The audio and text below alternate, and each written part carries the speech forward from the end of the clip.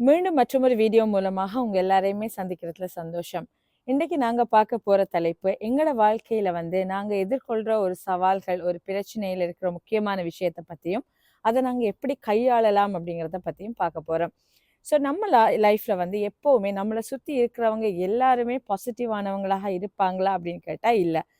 நிறைய வித்தியாசமான, நிறைய வேறு வேறுபட்ட பர்சனாலிட்டி இருக்கிற மனிதர்களோட தான் நாங்க வாழ்ந்துட்டு இருக்கோம். இப்படி நாங்க பழகுற மனிதர்கள்ல நிறைய வித்தியாசமானவங்க எப்படி இருப்பாங்க அப்படின்னு சொன்னா, சிலர் நாங்க எடுத்துக்கிட்டோம்னா எதுக்கு எடுத்தாலுமே குறை சொல்றவங்களாக இருப்பாங்க. நாங்க என்ன செய்தாலும் குறையாக இருக்கும். எதையுமே நெகட்டிவாவே பேசுறவங்களா இருப்பாங்க. இவங்கள்ட்ட இருந்து எங்களை பத்தின ஒரு பாசிட்டிவான விஷயம் வருமா அப்படின்னா அது ரொம்பவே அபூர்வமா இருக்கும். ஸோ எப்பவுமே நம்மள இருக்கிற குறைகளையும் மைனஸையும் சுட்டி காட்டுறவங்க நம்ம மத்தியில இருப்பாங்க. ஸோ இப்படியானவங்களோட நாங்க வாழ்ற நேரம் அல்லது பழகுற நேரம் எங்களுக்கு என்னென்ன பிரச்சனைகள் வரும் அப்படின்னு சொல்லி பார்க்கலாம். ஸோ பொதுவாகவே நாங்க இப்படியான இந்த நெகட்டிவான மனிதர்களோட வாழ்ற நேரம் இது எங்களுக்கு ஒரு ஸ்ட்ரெஸ்ஸாகவே இருக்கும். எப்பவுமே இவங்க குறை சொல்லி சொல்லி எங்களை பற்றின ஒரு செல்ஃப் டவுட் எங்களுக்கு வர ஆரம்பிக்கும். அல்லது நாங்க எப்பவுமே எங்களோட மூட் லோவாகவே இருக்கும். இந்த ஸ்ட்ரெஸ் நம்மளோட அன்றாட வாழ்க்கையில பிரதிபலிக்க ஆரம்பிக்கும். உதாரணமா நம்ம இப்படியான மனிதர்களோட சுத்தி இருக்கிற நேரம் நாங்க அந்த ஃப்ரஸ்ட்ரேஷன், அந்த கோவத்தை எங்கட வாழ்க்கையில எங்கட கணவன் மீது, மனைவி மீது அல்லது குழந்தைகள் மீது நாங்க திணிக்கிறதுக்கான வாய்ப்புகள் நிறையவே இருக்குது. ஸோ இதால எங்களோட இந்த மென்டல் பீஸ் இல்லாம போக போகுது. ஸோ இப்படியான மனிதர்களை நாங்க எப்படி கையாளலாம், எந்த நேரமுமே குறை சொல்றவங்களை நாங்க எப்படி ஹேண்டில் பண்ணலாம் அப்படிங்கிற பார்க்கறது தான் இந்த வீடியோ மூலம் கொடுக்க போற இன்சைட்டாக இருக்குது. பொதுவாகவே இந்த மாதிரியான மனிதர்களை நாங்க சந்திக்கிற நேரம் இவங்களை விட்டு நாங்க ரொம்பவே தூரமாகிட்டோம் அப்படின்னு சொன்னா இது எங்களுக்கு நிம்மதி மாதிரி இருக்கும். ஆனா அன்பார்ச்சுனேட்லி நம்மளால இது முடியாம இருக்கும்.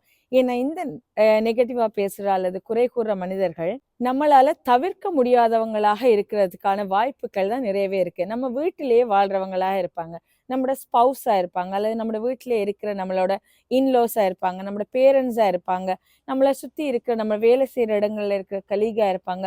ஸோ இந்த மாதிரியான நிலைமைகள்ல நம்மளால அவங்கள விட்டு ஒதுங்குறதுக்கோ அவங்கள 100% அவங்கள நாங்க அவாய்ட் பண்றதுக்கான வாய்ப்புகள் குறைவாக இருக்க போகுது. ஸோ இப்படி அவங்களோட வாழ்ந்து கொண்டே அவங்களை எப்படி ஹேண்டில் பண்ணலாம், அவங்களை எப்படி டேக்கிள் பண்ணலாம், இவங்களோட குறைகள் எங்கட மனசை காயப்படுத்தாத வகையில நாங்க எப்படி இருக்கலாம் அப்படிங்கிறது தான் இந்த வீடியோ மூலமாக பார்க்க போறோம். ஸோ இவங்களை ஹேண்டில் பண்ற ஸ்ட்ராட்டஜியில முதலாவது தான் இந்த பவுண்டரிஸ் செட் பண்றது.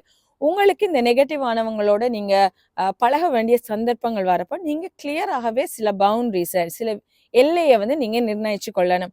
உதாரணமா இவங்க உங்களோட வீட்டுல இருக்கிறவங்க அல்லது நீங்க இப்படிப்பட்டவங்களோட வாழ்றீங்க அப்படின்னு சொல்லி வைக்கலாம். ஸோ அந்த நேரங்கள்ல நீங்க இவங்களோட எக்ஸ்போஸ் ஆகுற நேரத்தை நீங்க தவிர்த்து கொள்றதா அல்லது குறைத்து கொள்றது ஒரு வழியாக இருக்கும். அப்படி இல்லைன்னு சொன்னா உங்களோட வீட்டுல இல்லை, நீங்க விசிட் பண்றவங்க அல்லது நீங்க எப்பயாவது இருந்துட்டு இருக்கா பாக்குறவங்க, உங்களுக்கு ஃபோன் மூலமாக இந்த மாதிரியான குறை சொல்றவங்க அப்படின்னு சொன்னா நீங்க அவங்களோட எக்ஸ்போஸ் ஆகிற நேரத்தை முடிந்த அளவு குறைத்து கொள்ளலாம். இந்த நேரங்கள்ல நீங்க கோவத்தை வெளிக்காட்டாம பொலைட்டா சொல்லலாம். நம்ம இந்த இடத்த விட்டு நான் எழும்பி போறேன், இந்த பேச்சை நாங்க இதோட விட்டுறலாம். ஸோ இப்படியான விஷயங்களை நீங்க பொலைட்டாகவே சொல்லலாம்.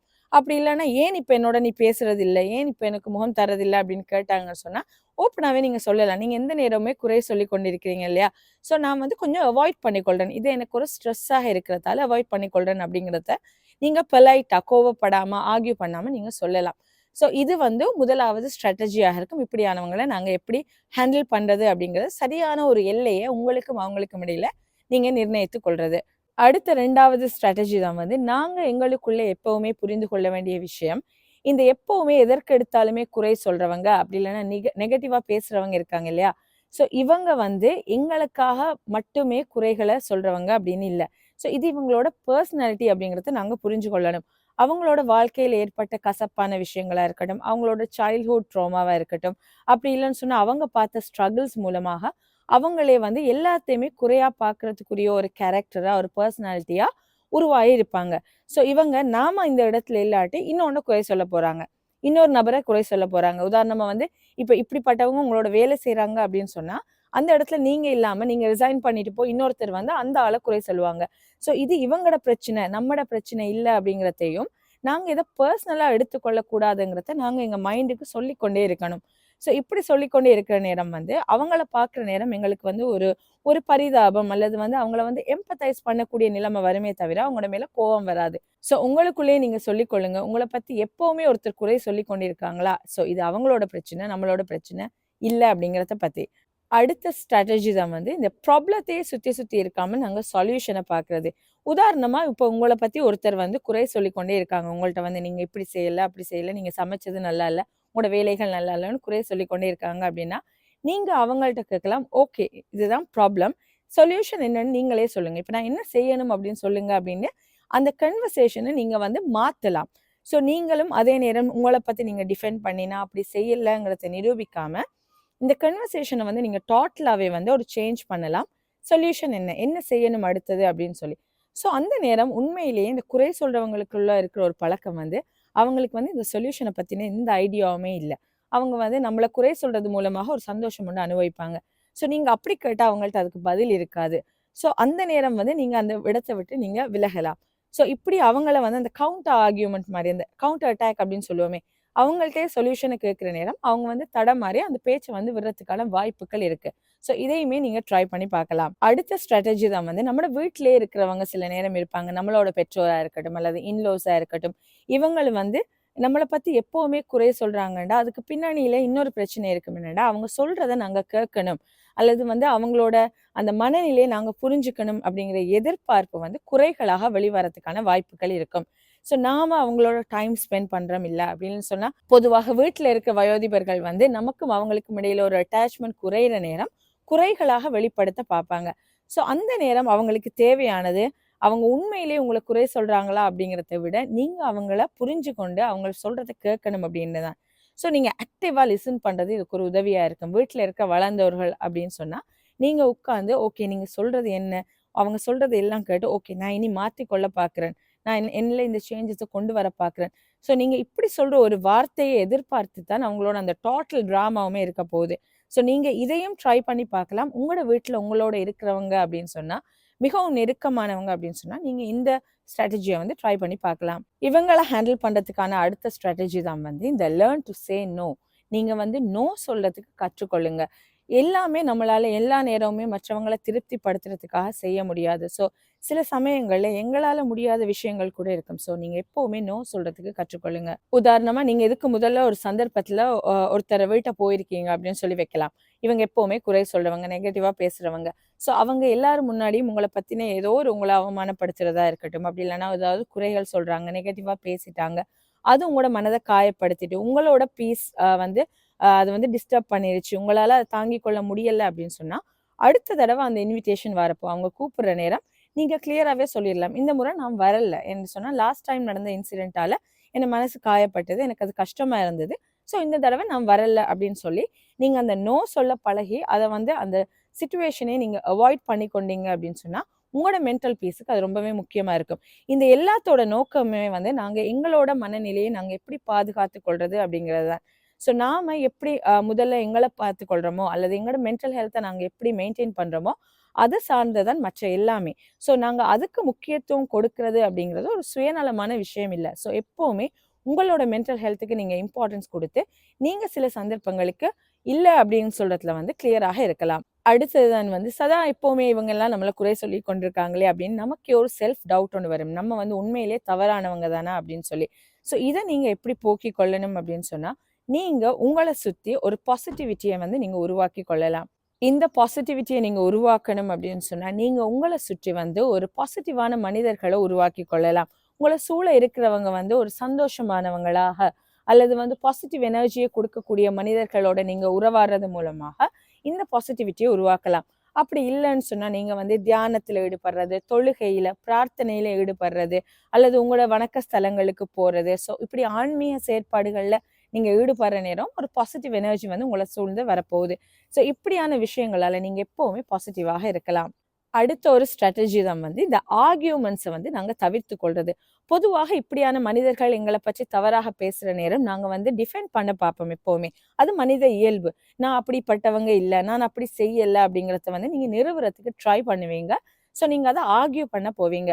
ஆனா இந்த ஆர்கியூமெண்டால அந்த ப்ரெஷர் வந்து அந்த டென்ஷன் கூடுறதோட அது வந்து இந்த குறை சொல்றவங்களுக்கு எந்த பிரச்சனையும் இல்ல. அவங்க ஹேப்பியா தான் பார்ப்பாங்க. ஐயோ! இவங்கள டென்ஷன் ஆக்கிட்டோமேன்னு.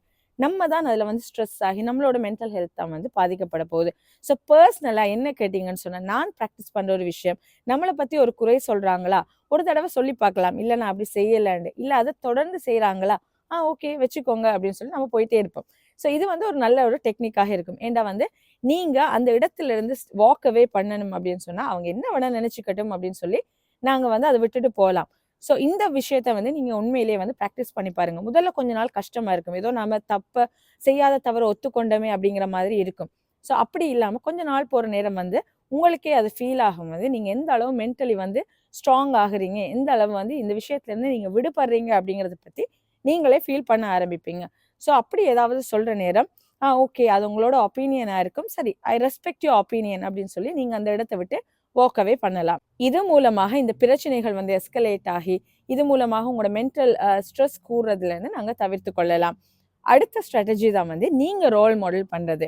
இப்ப பாசிட்டிவிட்டிய நீங்க ரோல் மாடல் பண்றது. உதாரணமாக உங்கள்ட்ட எப்பவுமே ஒருத்தர் வந்து மற்றவர்களோட குறைகள பேசுறாங்க அப்படின்னு சொல்லி வச்சுக்கொள்ளலாம். உங்களோட வேலை செய்றவங்க மற்றவங்கள பத்தியே மத்த வேலை செய்றவங்கள பத்தி ஒரு தவறாக பேசுறாங்க அப்படின்னா, நீங்க வந்து கிளியரா சொல்லலாம். நான் வந்து யார பத்தியும் நெகட்டிவாக பேசுறது இல்ல. அது என்னோட கேரக்டர் இல்ல. ஸோ நாங்க இத விட்டுறலாம் அப்படின்னு சொல்லி.